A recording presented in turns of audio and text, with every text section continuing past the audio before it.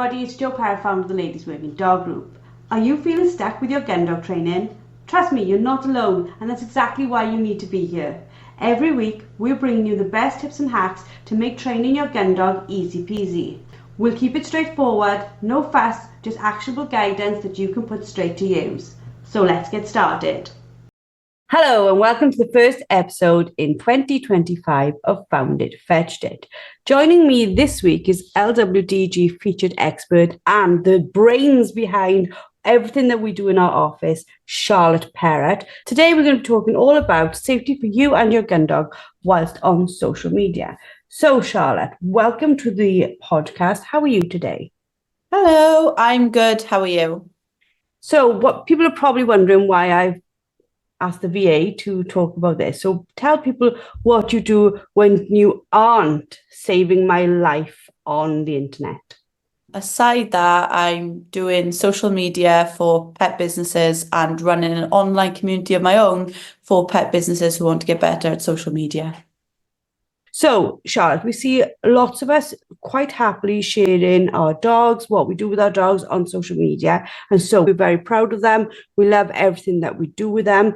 But what are some of the sort of biggest safety concerns Gundog owners should have when sharing like their training journeys or Gundog related content on social media? I think it's not just gun dogs, but all people who have all different types of dogs, because people now use social media to target breeds or target specific things. And if we talk about high value breeds or high value, highly trained dogs, then that becomes an opportunity. But yeah, we're all big on sharing our lives on social media nowadays, which is fine. We have access to things like stories, which allow 24-hour glimpses into our life. But there is a concern that you never know who's looking at your page and who's been watching your page for a little while. So I like to share a lot about my dogs online, but you've got to be careful of adding in your location or adding in things that might look that people could identify in the background, or what information about the dogs you're sharing. So as well, as good as it is to share, and I don't mind or don't think people should stop sharing lovely photos of their dogs or putting their dogs in, for example, the Facebook groups we have, it's just making sure that you take the necessary steps to stay safe whilst you do that. So let's start by talking about protecting our personal privacy.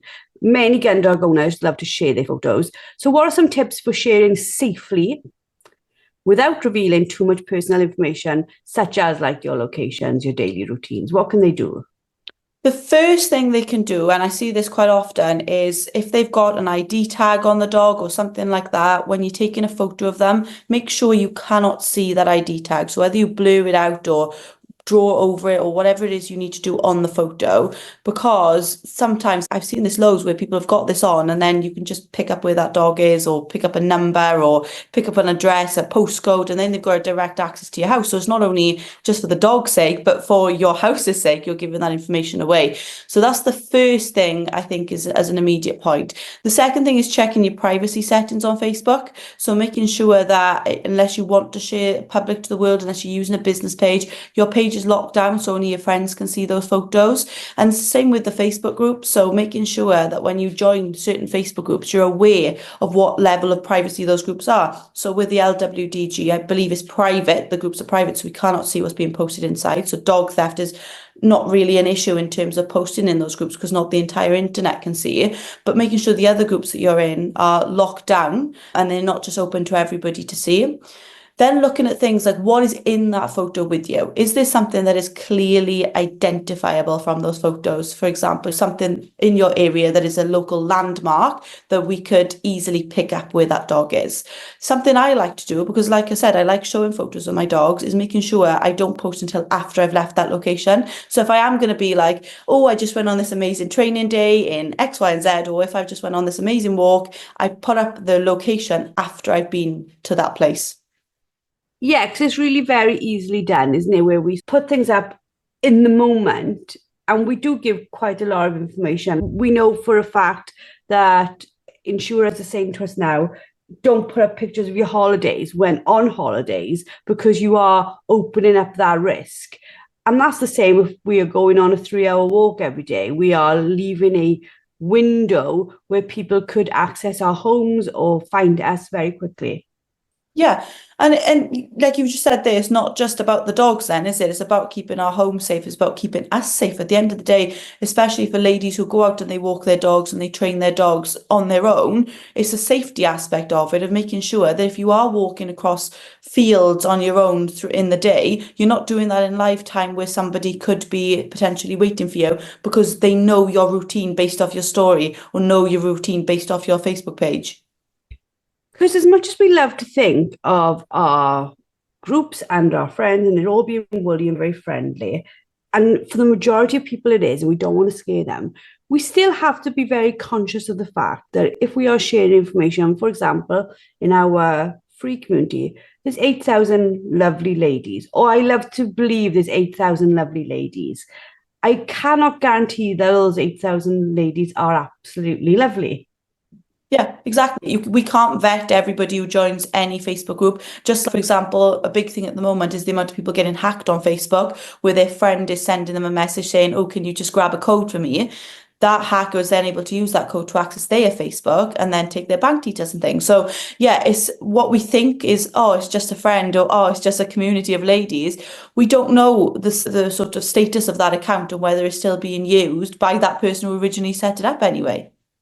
I have this sort of conversation with you, with my mum, with my husband all the time. Now you send me a link and I'm like, prove to me you're not a hacker. Yeah, And you yeah. all get quite frustrated with it. But I'm very conscious that if somebody was to access my information, they can access a lot of other people's information. So you just have to be cautious of what it is you do. Still enjoy social media, but not allow yourself to be put in a position of vulnerability. Yeah, absolutely. And like I said, I'm not against people showing their lives on social media, putting stuff on their story. I do it myself, but just double checking that photo, double checking that video and going, do I need to post this right in the moment? Or can I get the dogs back in the car and get home or get to another location before I'm like, oh, I did this lovely walk this morning, just so I know there is no chance of that, of me or the dog being compromised. Let's talk about dealing with online criticism because this is another part of social media. Like we are very fortunate within the LWDG groups. I genuinely never have met such a lovely bunch of people. They are so kind to one another. We don't have keyboard warriors. We don't have people taking the mick or criticism. It is a beautiful place. But that's not a representation of all social media groups, is it?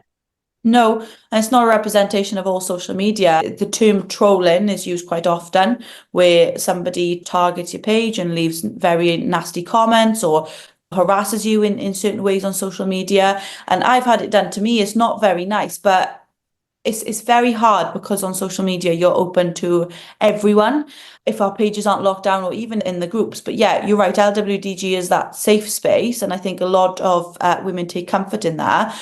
But if you ever get trolled, you've just got to stop for a moment, think, allow your feelings with there and then work out what you're going to do. Because the chances are if somebody's going to the level of trolling you, it doesn't matter what you say back to defend yourself, defend your method of training or defend your dog or whatever it is that video photo is about, status, the chances are they've already got that thing in their head where they're just going to keep going. So if you ever get negative criticism, and it's not a helpful negative criticism because it might be, or did you know if you did X, Y, and Z this way, it might get better results. I'm not viewing that. I'm on about comments where it's horrible. Just delete them and block them because they're gonna just keep going because that's how trolls work.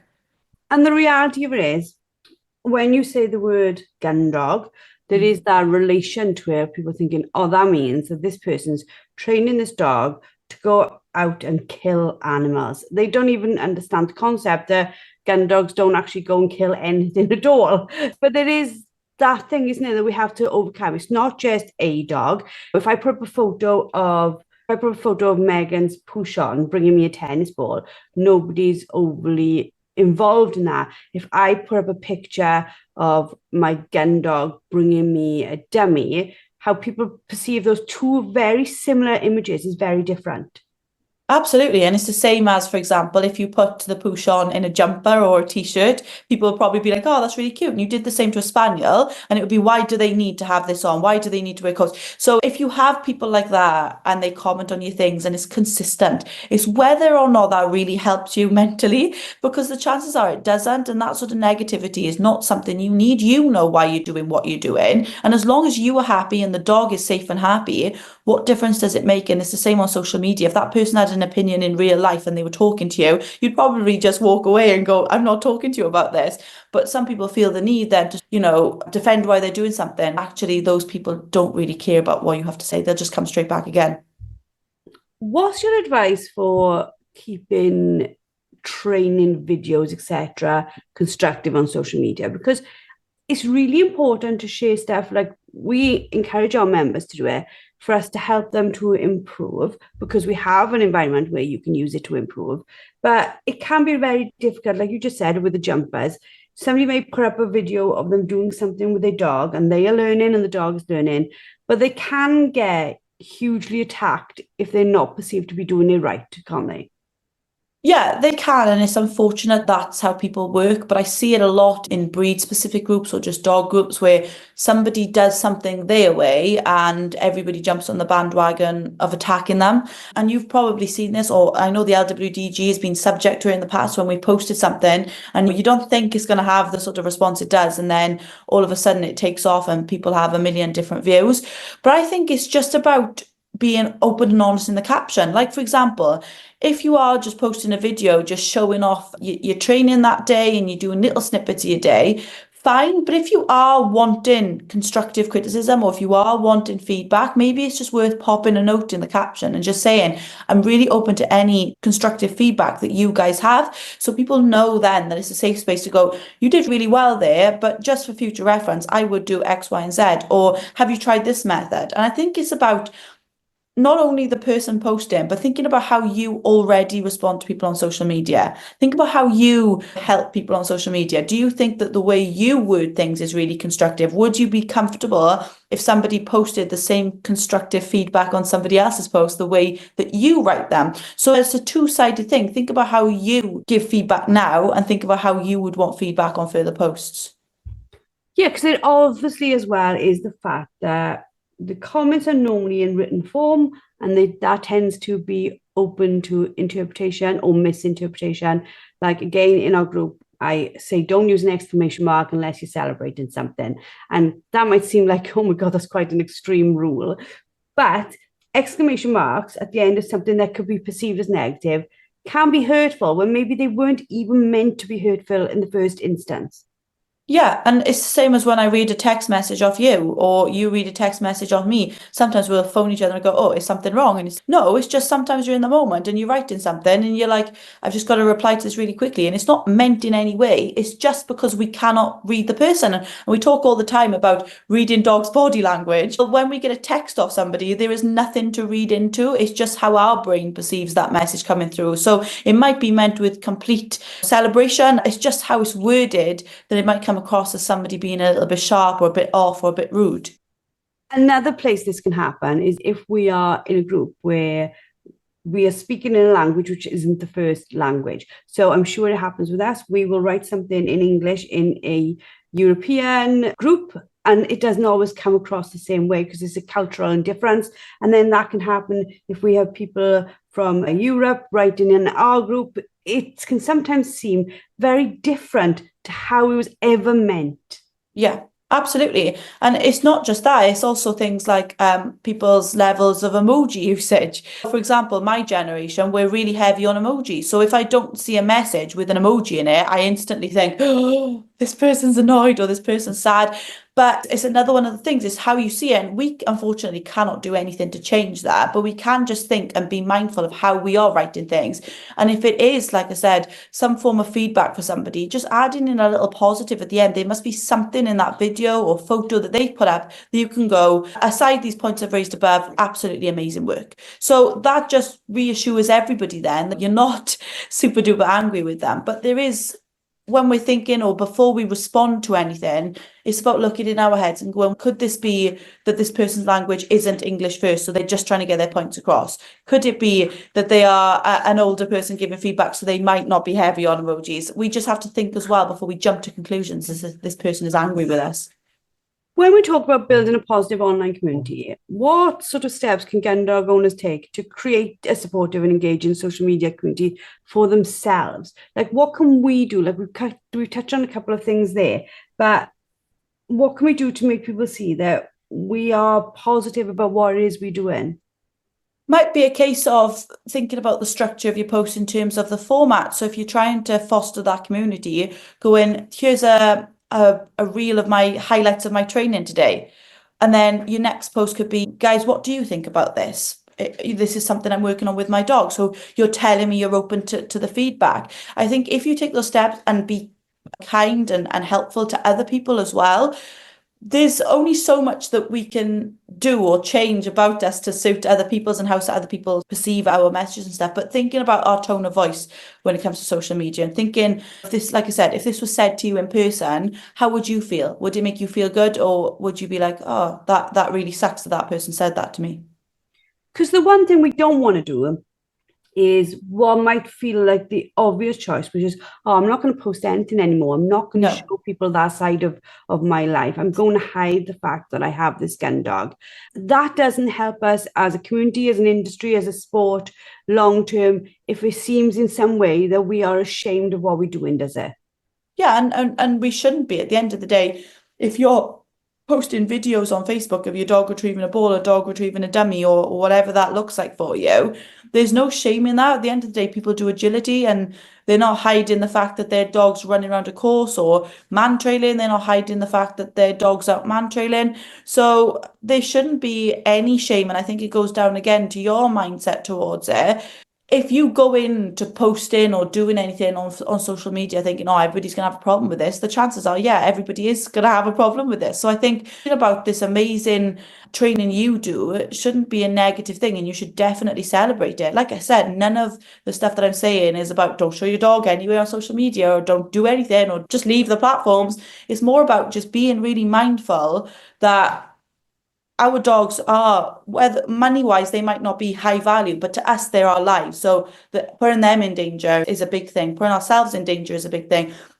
Being what can be perceived as cruel on social media or having people troll you is a horrible thing. But if we take the necessary steps and use things like the LWDG group to ask for our feedback, to get those people, those supportive communities behind us, you might find it better than just chucking a video on your Facebook page and leaving it open to everybody to sort of slate you. Yeah, because you have that relatability. When you pop that training post into our group, we all have context already. We all understand already because we're all doing the same thing. Whereas that same video somewhere else might be like, we have no context here to understand what this person is even doing. Yeah, exactly that. And I think that's a really important point is where there is context. If I put up a video, because I do man training with Buddy, of him on a really long line walking, it might be, oh, she doesn't have any recall on her dog. The fact is, he's on a long line walking because he's trying to find somebody and I'm actually trying to keep up with him. So it's a context thing, is how we see something. And I've seen lots of videos from trainers about this where out of context, it might look like a really weird way of training or a really weird dog or really weird setup. But when you're given the context, you're like, oh, okay, I can see why this trainer is doing this with this dog. Yeah, and we say this all the time in our podcast to our members. Every dog is different. So how somebody might need to train a thing to a dog might look very weird. But if we spend some time understanding, that might be the only way that dog has learned to do something. Yeah, absolutely. And it's like behaviors. If you saw Daphne, and I put up a video of Daphne's general behavior on a walk, it looks completely different to the Daphne that runs around in a agility course. So you would think it was two separate dogs. So yeah, it's about having that context, which I think is really important. But like you said, yeah, it's all world round and people jump to conclusions. But if we put our videos where we're asking for feedback in the correct communities, that's going to help us tenfold with getting better responses and of people who understand it a little bit more as well, which means they can generally give better advice than those who have no idea. Is there such thing, do you think, as oversharing? Because we're talking here about protecting our mental health, and like social media can negatively impact people's mental health without a doubt.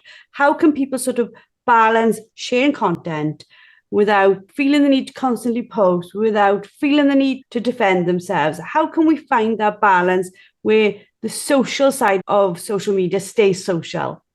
It's about checking in with yourself first. If you are finding you've got to a point where you're posting because you need validation of other people, you need the likes, you need the comments, you need those things, and you're constantly refreshing your notifications, I think you're at a point where you are probably sharing a little bit too much, and actually it's down to what you think is right and not what other people are saying. So if you are feeling like you're getting to a point where you don't feel like a training session was successful without shouting it on social media, or you don't feel like that walk went great without sharing a clip of it, then that would be the point where I would look at myself and go, actually, I need to have a break from this because I'm now relying on other people's opinions of how well that went, rather than judging it for myself. And like I said, unless you were live all day long, there is no way that everybody's going to get absolutely the context that happened before that training session. Something could have happened with your dog and they weren't their best selves, or something could have happened. You could have had major news before you went out training or walking. We can't get that context. So if you're like constantly refreshing those notifications to check that everybody else agrees with you,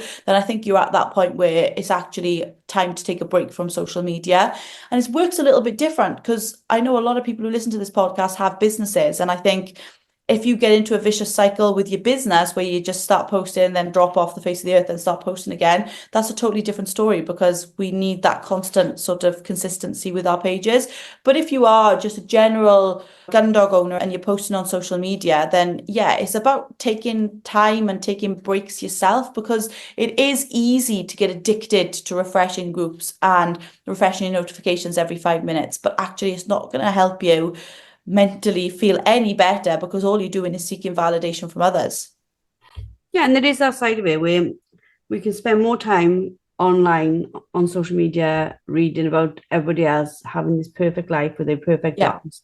And whilst we have done that and we've had an hormonal imbalance created ourselves, fact, from literally running down our dopamine levels, we then get off social media and we just don't even have the energy or the wish or desire to want to go and take our gun dog out. So it becomes, I was part of social media because this was something I've enjoyed, but now because I spend too much time on it, it's taking my enjoyment away of the thing I was doing. Yeah, and it is that thing. It's the same as if you went, your dog's not doing really well and you just kept throwing a tennis ball for it, would you get better results? Absolutely not. You need to work out what's going wrong first and go from there. And if you are somebody who before your training session or your walk is on social media, and then the minute you get back you're on social media, you're probably forgetting all the enjoyment, all the good things that came out to that session, because you were so quick to get back to your phone or get back to the social media platforms. And I make a conscious effort now, because my phone blows up with a million notifications a day. I leave my phone at home when I go for a walk where I can, because I know I want to be in the moment and present with my dogs. And unless it is a capturing content exercise in which I do need a phone, I leave my phone at home and just go enjoy the moment. Obviously, if I'm not walking on my own anyway. If you're going out with your family, going out with a group of friends, just think, do I need my phone at this point? Can I just leave it at home? Do I need to check these groups before I go out? There are things built into social media and outside of social media. Like I've got an app called Opal, which I use to basically, it blocks me through the night from 12 to 6. I cannot undo it. I cannot remove it. I can still use my phone for emergencies, etc. But I cannot override the little thing. And it's done me the world of good, because instead of hearing that ding and jumping to check on something, I can't see it. But I have to go through this whole breathing exercise that asks me, do I really want to go on it? And it's so frustrating. By the time I get to the second breath, I'm like, oh my God, I didn't even really want to go on Facebook anyway. And I get on with something else, and it's really increased my productivity. But there's things like that, and there's things like close friends, which is on Instagram, where we can control how much of social media we are being involved in, isn't it? Yeah, and there's things like having or knocking off notifications for certain groups. So if, for example, you want to be involved in a specific group for your breed, or just general daily life, if you want to be involved in groups, but you know that group is where you try and find a dopamine rush, or that group is not good for you, but it's one of those things where you're addicted to looking at, just knocking off the notifications for that group and giving yourself time a certain amount of time a day or a certain amount of time a week that you go in and check that group. So being really strict with your boundaries. Yeah, there are things like close friends where you've got that story element where you can share with a group of individuals or just see certain stuff from those individuals, but also making sure that the wider Facebook and Instagram that's pushed out to you, because it is, Facebook and Instagram have ads and that's how they make money. We're making sure that we are protecting ourselves. And even though we're saying these things about social media, I think it's important to note that used correctly, social media is a really good tool to have a positive community with. It's just about making sure that you go into it, like I said, first of all, not using this as something to just self-sabotage yourself with, but using it as a thing that you go in and check when you're feeling good, not using it to validate yourself. Yeah, I absolutely agree. Like the support, the friendships, the love, the kindness that I have got from people I've met within the LWDG, I couldn't think of not having them in my life now. And that was all through social media. I have amazing friends that I've never met face to face. And I find that absolutely fascinating. I've made contacts around the world. My book is in a shop in America because we met on social media. And those things blow my mind as a business owner, but also as a Gundog owner, how you can find things out, how you can see how other people view things. Like I can always remember within our group, we used the word constructive correction. In Canada, the word correction is an incredibly bad word. And I was like, is that really a thing? And it's really, without doubt, broadened my awareness of other cultures, other people, other perspectives. I'm very much more an enlightened person when I go to write something now. And I love that side of it. But it's also the other side of social media, which I absolutely love, is social media done well. I've learned so much education-wise, inspiration-wise. It is really a wonderful place as well, isn't it? Absolutely. And if you think of the LWDG, without the presence of Facebook and Instagram, would it actually be where it is today? You think of where Facebook and Instagram have been super, super helpful. Okay, there's been times where we're like, oh my gosh, here comes another thing we can't do or we can do. I remember the issue that we had a few years back with the dead game being posted in groups and the groups being at risk of taken down and everybody's like, why? But aside those things, Facebook and Instagram are amazing places for us to connect with people. And you're right. You think of the connections you've made through social media, the guests you've had on your podcast, and the people who've come into the LWDG that would have never known about the LWDG had it not been for Facebook and Instagram. And I think there's lots of people now in the communities where I can go, oh yeah, I know that person. I'm like, I've never ever seen them in my life. And I know their dog and I know their dog's name and I know these things about them and I'm really supportive of them. But they'd live nowhere near. So yeah, there are negative and good things about everything in life. And it's just like I said, working out and protecting yourself first before jumping straight into something and feeling terrible afterwards. What would you say is a good way for people to use social media in a way where they learn, but they are not misinformed? I think it comes down to making sure you fact check. So making sure that if you read something, you do a little bit of further research. Now, the last year, we've seen such a rise in AI generated content, videos, photos, and there is now where creators should be labeling their stuff as AI created, but a lot of them don't. And some of it looks really real. So you can feel like, oh my goodness, I didn't know the world was about to blow up in 2 days' time. But actually, it's just about making sure that you look at this with a sort of, does this make logical sense to you? And also fact check with other people. So if you are reading something about this new way of training or this new theory or this brand new concept that's come out, fact check it with trainers or fact check it with your communities and just find out if that is actually true. Yeah, I think it's important not to believe everything that you read or see on social media in the same light that it's very easy to believe that people have a perfect life based on 5 seconds. It's the same sort of thing. Put in yourself in a situation where you go, actually, I'm just going to check this is correct and I'm going to make sure this is right before I, whatever it is, take my dog for a 40-mile run a day because apparently it really helps them steady their brain with training. Probably doesn't. It's just crap that's shared on social media. Yeah, definitely, without a doubt.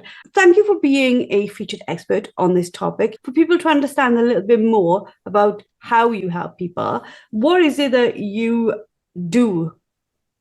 Day to day, I help people see the positive side of social media. So I help businesses, dog trainers, dog walkers, groomers, that sort of businesses, pet businesses, with helping run their social media pages. So a lot of people struggle with promoting their businesses on social media. So a whole different world, but promoting their businesses and reaching the right audiences and promoting in a way that doesn't feel really icky. And I help them with that. That takes up the majority of my time. And then the other thing is the Canine Marketing Support, which is my membership.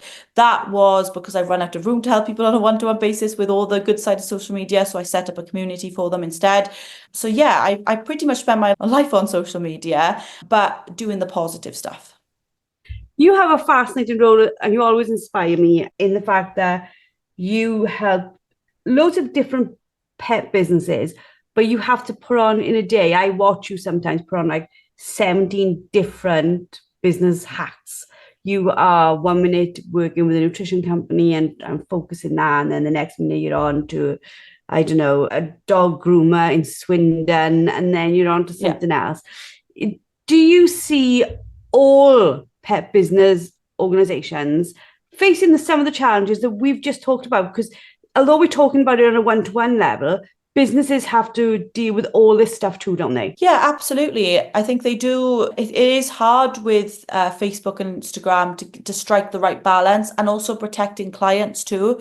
So it's taking the necessary steps. But you're right, in a day, I can speak and do things with 12 different businesses, and then I go into my membership, which has 140 members, and then I've got to put on 140 different hats. So yeah, I think there's common things that I see across which make it slightly easier in a way, because I know this is not just a them issue. And I think, again, on social media, we see businesses and they're like, yeah, my best ever day, I'm now working with X, Y, and Z, and I'm doing all these amazing things. And you can sit there and go, my business is not doing that. But actually, when you're in a community, very much like the LWDG, where you see that other people are struggling with the same things, just feels a little bit better, because with our pets, it does suck when something doesn't go right, or our dog doesn't behave as well as another dog does, or whatever the situation might be. But feeling alone and isolated in business, when you so want your dream to work, can feel like a totally different thing, and it can feel soul destroying. So the one thing I love about the membership is the fact that these people can get together and work through their problems together. So yeah, everybody faces sort of common issues, and the sort of making sure the dogs are safe is not number one priority for a lot of people. But there are ways that we can keep dogs safe and use them to promote our businesses. It's just about putting the necessary steps in place and thinking, how can I be creative with this content? Fabulous. If you've enjoyed, please subscribe, please review, please share. We are now a fortnightly podcast. We've cut it back a little bit so we can spend more time inside our membership helping our members, but we still want to bring out amazing content to you throughout 2025. Charlotte, for anybody who wants to talk to you about social media or from a business perspective, how can they get hold of you? Through Facebook and Instagram primarily. So if you find me, I'm on Facebook. My page is public because I deal with a lot of businesses that way. It's Charlotte Parrott, or you can find me at Pet Business Support. So Pet Business Support, all one word, on Instagram. Fabulous. We hope you have all enjoyed. We hope to speak to you all in a fortnight's time. And that's all for this week. That's it for today's episode. A massive thank you for tuning in. Don't forget to head over to the LWDG and sign up for our membership. Get access to expert-led training, a wonderfully supportive community, and the resources you need to become a confident and skilled gun dog trainer. Let's take this journey together, because no woman should have to train her gun dog alone. We'll see you all next week.